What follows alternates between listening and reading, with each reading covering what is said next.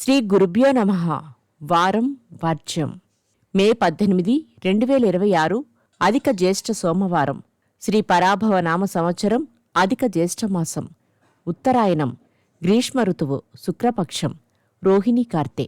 విధియ సాయంత్రం 5:55 వరకు. నక్షత్రం రోహిణి. ఉదయం 11:33 వరకు.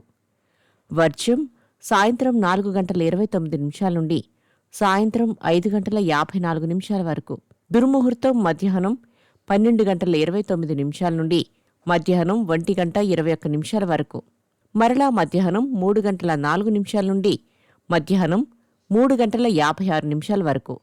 శుభ సమయం ఉదయం 8:30 నుండి ఉదయం 9:30 వరకు. రాహుకాలం ఉదయం 7:30 నుండి 9 గంటల వరకు.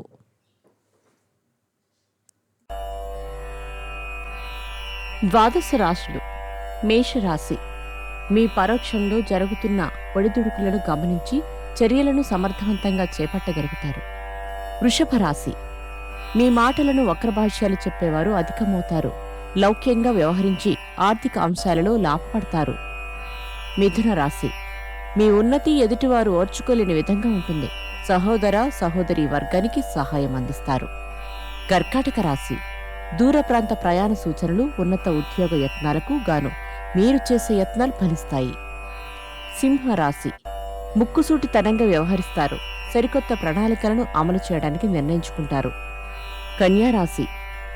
ఆంతరంగిక చర్చలు, భవిష్య కార్యాచరణ రూపకల్పన ప్రస్తుత పరిస్థితులు ఒత్తిడికి గురిచేస్తాయి. తులారాశి.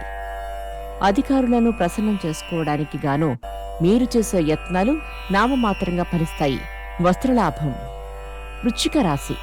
చిన్న చిన్న విషయాలకు కూడా ఎక్కువగా కష్టించవలసి రావటం మిమ్మల్ని ఆలోచింపచేస్తుంది. బంధువుల కలయిక. ధనస్సు రాశి. కీలకమైన ముఖ్యమైన వ్యవహారాలు సానుకూలంగా సాగుతాయి.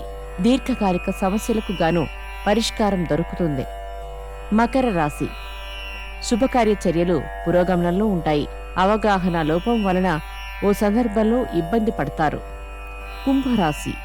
నూతనమైన అగ్రిమెంట్లు, పంచాయతీలు, రాయబారాలు, మధ్యవర్తిత్వాల వంటి వ్యవహారాలలో కాలాన్ని హడావుడిగా గడుపుతారు. మీనరాశి. సంతాన పురోభివృద్ధి, కుటుంబపరమైన వ్యవహారాలు మీ కనుసన్నల్లో సాగుతాయి. కాంట్రాక్టులు లాభిస్తాయి. నమస్కారం.